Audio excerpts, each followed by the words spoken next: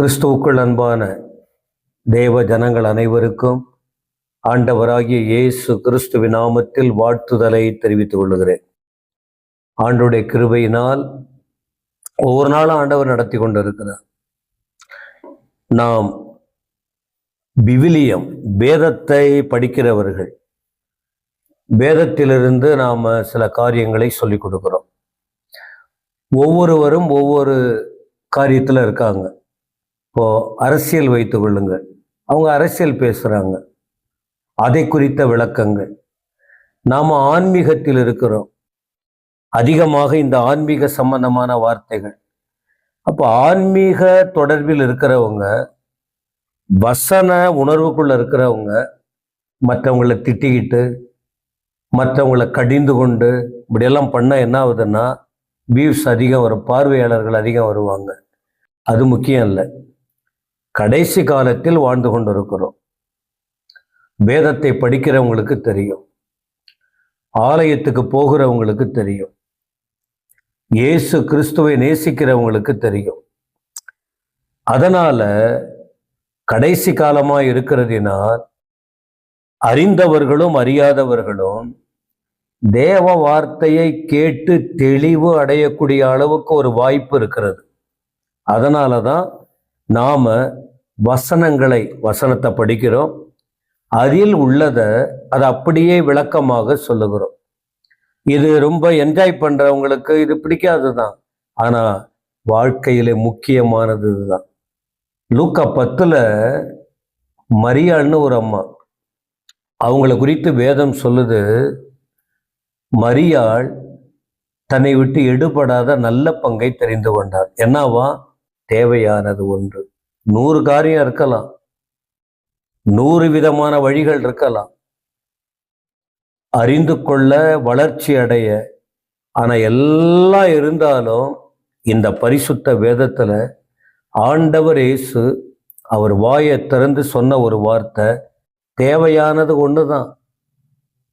எல்லாம் ஓகே தான், ஆனால் ஒன்று தான், மரியாள் தன்னை விட்டு எடுபடாத நல்ல பங்கை தெரிந்து கொண்டாள். எனவே எனக்கு அன்பானவர்களே, நான் உங்களுக்கு சொல்லிக்கிட்டு இருக்கிறேன், நாம் இந்த கடவுளுடைய வார்த்தையை கேட்கணும். எங்களுக்கு நம்பிக்கை இருக்கு, விதைக்கிற விதை வீணாய் போகாது. இது என்னுடைய வேலை.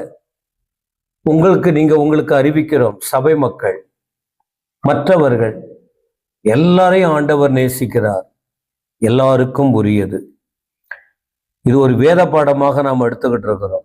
இவ்வளவு நாள் மற்ற 40 நாள் 21 நாள்னு இப்படி பல நாட்கள் பல பொறுப்புகள் இருந்ததுனால நாம் பேசலை. இப்பொழுது நான் பேசி கொண்டு இருக்கிற இந்த வார்த்தை முடிந்த பிறகு ஒரு தலைப்பின் அடிப்படையில் தொடர்ச்சியாக நான் செய்தியை 10 நிமிஷம்தான், அரை மணி நேரம் 1 மணி நேரம் இல்லை, ஒரு 10 நிமிஷம் மட்டும் ஒரு தொடர்ச்சியான ஒரு செய்தியை கொடுக்க விரும்புகிறேன். 2 தெசலோனிக்கேயர் 2ஆம் அதிகாரம் 15ஆம் வசனம்.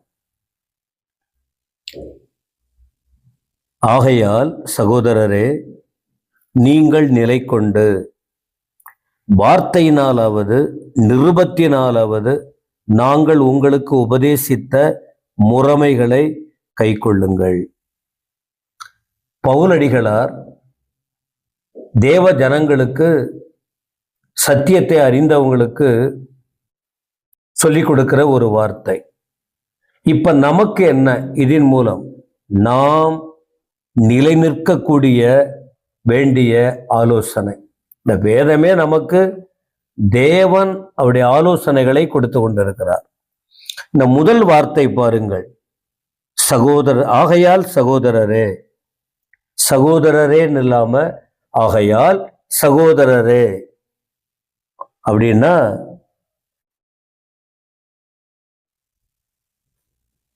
அநேக வார்த்தைகள் கற்றுக் கொடுக்கப்பட்டது. என்ன எப்படி செய்யணும், எப்படி வாழணும், எப்படி உங்கள் ஆண்டவர் ரட்சித்தார், இதை குறித்து நான் கடந்த நாட்களில் நான் சொல்லியிருக்கிறேன் 14.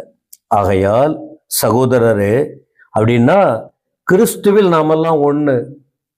தன்னையும் சொல்லுகிறார், மற்றவர்களையும் சொல்லுகிறார், எல்லாரையும் இணைத்து சொல்ற வார்த்தை. சரி, என்ன சொல்றாரு? நீங்கள் நிலை கொண்டு, நீங்க நிலைச்சிருக்கணும். அப்படின்னா எதுல நிலைச்சிருக்கணும்? நீங்க நிலை கொண்டு, ஏற்கனவே இருக்காங்க. நீங்கள் நிலை கொள்ளுங்கள் அப்படின்னா எதுலன்னு சொன்னா போதனையில். அதுலயே சொல்லப்பட்டிருக்கு, அதிகமான போதனை உங்களுக்கு கொடுக்கப்பட்டிருக்கு. போதனை என்பது என்ன? தேவ வார்த்தை, தேவ சத்தியம். அதை இப்படி சொல்லலாம், வசனம் நிருபம், அங்கதான் சொல்லியிருக்கு. ஆகையால் சகோதரரை நீங்கள் நிலை கொண்டு வார்த்தையினாலாவது நிருபங்களிலாவது நாங்கள் உங்களுக்கு உபதேசித்த முறைமைகளை கை கொள்ளுங்கள். குறிப்பா ரெண்டு காரியத்தை முக்கியப்படுத்துறாரு. ஒன்று நிலை கொள்ளுங்கள், இரண்டாவது கை கொள்ளுங்கள். அப்போ நிலை கொள்ளுங்கள் அப்படின்னா எதுல? போதனை, வசனம். மத்தேயு 24:35 சொல்லுகிறது, வானமும் பூமியும் ஒழிஞ்சு போயிடும், இந்த நிருபம், இந்த போதனை, இந்த சத்தியம், இந்த வசனம் ஒரு நாளும் ஒழியாது. எல்லாம் ஒழிஞ்சிடும், இந்த வார்த்தை ஒழியாது. சரி, யார் நிலை கொள்ளுவது? யார் நிலை கொண்டு வாழ்வது? அப்படின்னா நிலை கொண்டுனா என்ன? தடுமாறாதீங்க, தடுமாறாம வாழுங்க, நிலை கொண்டு வாழுங்க. சரி, யார் நிலைத்திருக்கணும் அப்படின்னா என்ன சொல்றாரு? சகோதரர். இந்த சகோதரர் யார்? ஆண்டவரை அறிந்து கொண்டவங்க, போதனையை கேட்டவங்க. அப்போ தேவனால் தெரிந்து கொள்ளப்பட்ட மக்கள் தடுமாறுவதற்கு அநேக வாய்ப்புகள் இருக்கு. இந்த உலகத்துல அநேக வாய்ப்புகள் இருக்கு. அப்படி இருக்கும்போது உலகில் தடுமாற்றம் வந்தாலும் அவர்களும் சரி, நாமும் சரி, 1 கொரிந்தியர் 15 58 வசனம் இப்படியாய் சொல்லுகிறது. 1 கொரிந்தியர் 15:58 அதுல, ஆகையால் எனக்கு பிரியமான சகோதரரை, ஏற்கனவே பார்த்தா சகோதரரை, இங்க அதே பவுல் தான் சொல்றாரு, ஆகையால் எனக்கு பிரியமான சகோதரரே, கர்த்தருக்குள் நீங்கள் படுகிற பிரயாசம் விருதாவாய் இராதென்று அறிந்து நீங்கள் உறுதிப்பட்டவர்களாய், கவனிக்கிறீங்களா?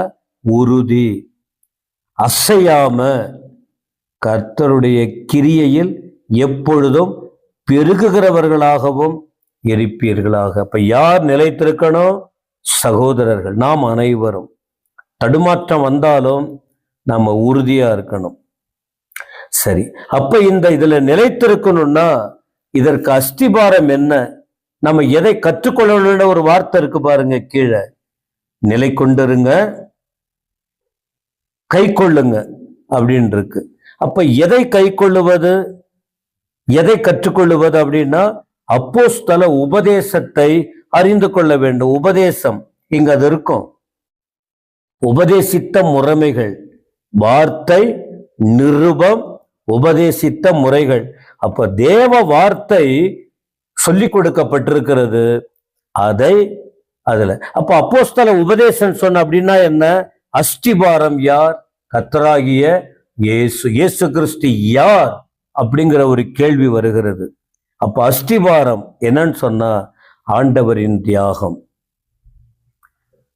அப்ப என்ன செய்யணும்? அறிந்ததை, ஆண்டவரை அறிந்து அவர் செய்த தியாகத்தை அறிந்து நாம அதை விட்டு விலகாதபடிக்கு கற்றுக்கொள்ளணும். அப்போஸ்தலர் 2:42 ஒரு வசனம் இருக்கும், ஆண்டவருடைய தூய நற்செய்தி கொடுக்கப்பட்டிருக்கிறது. விட வேண்டிய காரியம் என்ன? தேவையில்லாத போதனைகளுக்கு இடம் கொடுக்காம, சோதனை வந்தாலும் உறுதியாயிருந்து நாம் கர்த்தருக்காக வாழ வேண்டும். எபேசியர் 4:14. ஆகவே நாம் நிலைத்திருக்க வேண்டிய சத்தியத்தை பார்த்தோம். இந்த வேத பாடத்துல, இந்த காணொளி மூலமா கேட்கிற நீங்க இந்த வசனத்தை உணருங்க, வசனங்களை புரிந்து கொள்ளுங்க, ஆண்டவருக்காக வாழுங்க. ஆண்டவர் உங்களை ஆசீர்வதிப்பார். ஆமென்.